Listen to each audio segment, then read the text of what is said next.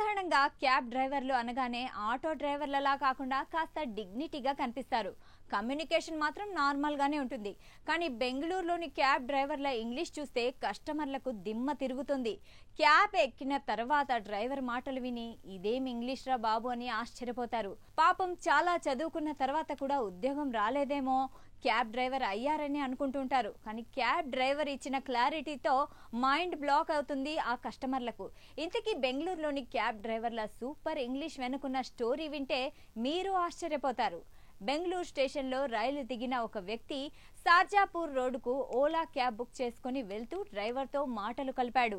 ఆ driver branded దుస్తుల్లో ఉండడమే కాక ఇంగ్లీష్ను గడగడా మాట్లాడుతుండడం చూసి అతడి గురించి ఆరా తీశాడు.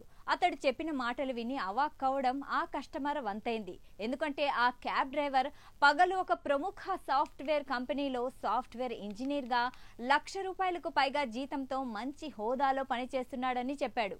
అప్పుడు వెంటనే ఆ ప్రయాణికుడు, మరి డబ్బు కోసం ఇలా పార్ట్ టైం ఉద్యోగం చేస్తున్నావా అని అడిగాడు. కాదు, ఒంటరితనం నుంచి బయటపడ్డానికి, ఆఫీసులో చేసే చాకిరీ నుంచి మర్చిపోయి ఒత్తిడి నుంచి బయటపడి రిలాక్స్ అవ్వడానికి క్యాబ్ డ్రైవర్గా పనిచేస్తున్నానని అతడు చెప్పిన మాటలు విని కస్టమర్ ఆశ్చర్యపోయాడు.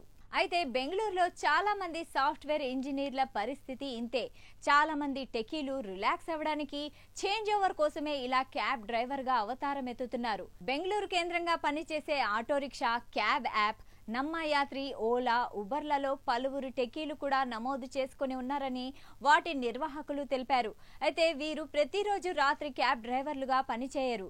వీకెండ్ లేకపోతే వారానికి 2 సార్లు మాత్రమే క్యాబ్ డ్రైవర్లుగా మారుతున్నారు.